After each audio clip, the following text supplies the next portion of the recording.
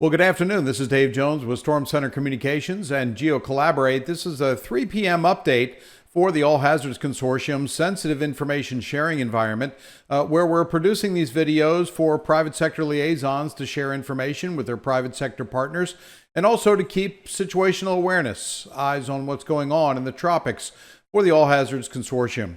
We do have potential tropical cyclone number 4. You can see it. It's looking a little bit better organized now as it emerges off the southwestern tip of Cuba. It spent all night and most of yesterday traversing the entire landmass of Cuba, which really keeps it from intensifying because it needs those warm sea surface temperatures to really build up its intensity and the structure. But it is emerging off the coast now, and all indications are that potential tropical cyclone number 4 will become Tropical Storm Debbie during the evening today or early morning Sunday. Winds are at 30 miles per hour right now, and the storm is moving slightly off the coast of Cuba and is expected to take a more northward turn over the next 12 hours, and that will take it a little bit further off the coast from western Florida. But as you can see, the circulation is quite large. Let's go down to show you a little bit closer and take it full screen. And I'll just do a little bit of highlighting here with the cursor. You can see the circulation around this system is pretty large. So just imagine if this system moves up the coast like this, you're going to have this eastern edge of the storm, which includes a lot of thunderstorms, and is expected to get a lot of thunderstorms in this area coming right up the Florida Peninsula, which means that we're going to be dealing with a lot of rain. A lot of rain forecasts. I'll show you in just a second in GeoCollaborate, 4 to 8 inches, perhaps even more inches of rain. But as this system starts to wind its way up over the incredibly warm waters, in some areas 88 to 89 degrees Fahrenheit, and then up towards the Big Bend area, 91 to 92 degrees is the sea surface temperatures here. So let me show you GeoCollaborate full screen and what it looks like. So GeoCollaborate shows where the storm came from, passed over Puerto Rico, San Juan, just as a couple of thunderstorms, and then came across Hispaniola and across all of Cuba, and now it's coming off the tip of Cuba now. This is the latest National Hurricane Center forecast, and this is the cone of uncertainty. So this means that the center of the storm has a 66% chance of staying within the cone. There's still a 1/3 or 33% chance that it could move outside of this cone. Needless to say, impacts are much further beyond the cone. Here's a perfect example of this. You can see as the cone stays offshore here with the track moving offshore, impacts of storm surge are going to be felt all the way from the southern tip of Florida and the Florida Keys, where we have storm surge watches, to storm surge warnings up here along the western coast of Florida. In this area of Tampa Bay, storm surges of 2 to 4 feet are forecast. Down further to the south, it looks like storm surges here could be anywhere from 1 to 3 feet along Naples and southwest towards the Florida Keys. But up into Tampa Bay, 2 to 4 foot of storm surge is expected. And then up into the Big Bend area, 3 to 5 feet of storm surge is expected in the Big Bend area. Now, I want to also mention that this storm is not going to be a fast mover, and it could be a Category 1 hurricane when it makes landfall.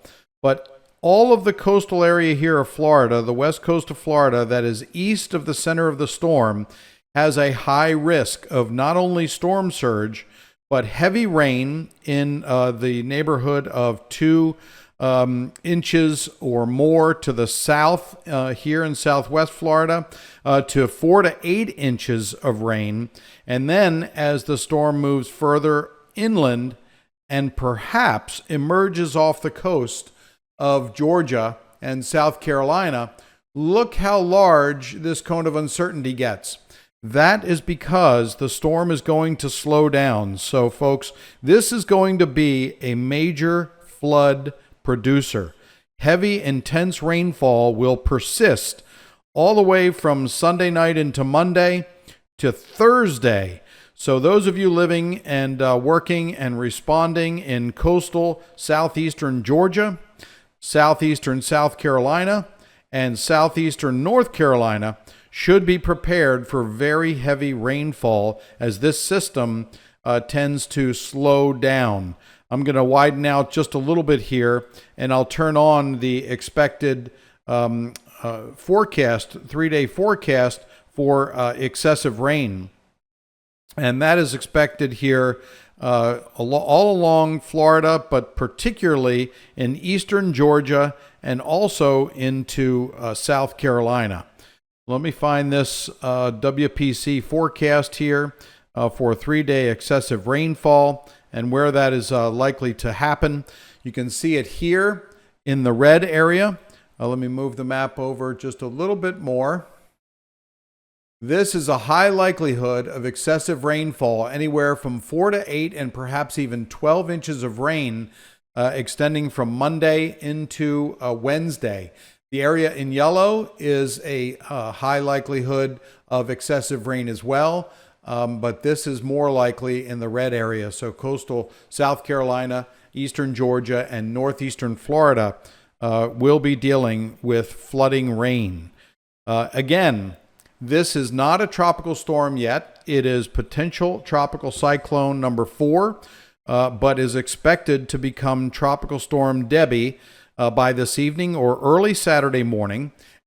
And there will be impacts. These are the impacts in Florida over the next 12 to 24 hours. We have a hurricane watch from Indian Pass to Yankeetown on the Florida west coast.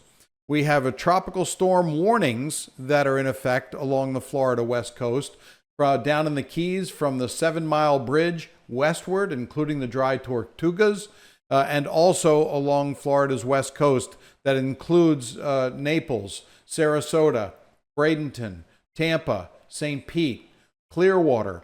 All of those areas are under a tropical storm warning, and there is a surge from Tampa Bay of 2 to 4 feet expected, from Aripka to Osceola River, 3 to 5 feet. That's in the Florida Big Bend area, 3 to 5 foot storm surge expected. And also Port Charlotte to the south of Tampa and St. Pete. Port Charlotte could see a surge of 2 to 4 feet. That's significant for anyone living along or working along the river there in Port Charlotte. So flooding through Thursday will exist from Florida all the way to North Carolina. If I go back to GeoCollaborate quickly, I put this area to watch in orange yesterday, and it remains in effect today because this is where we could have serious coastal impacts from this heavy rain as this tropical system slows down off the coast of Georgia and South Carolina. That will also lead to significant beach erosion and also strong winds coming ashore that is going to batter power lines with salt water as well. So we'll be certainly keeping you updated on this. GeoCollaborate is available for the SICE, Sensitive Information Sharing Environment group, to access through the SICE hub, and we'll be putting this video update there as well. We may have another video update tonight or tomorrow morning as conditions warrant. We're watching the system emerge off the coast of Cuba, and it is likely to intensify to Tropical Storm Debbie in the next 12 to 24 hours. We'll keep you posted. Thanks so much for watching. This is Dave Jones with Storm Center Communications and GeoCollaborate. Next update coming in the next 12 hours or so.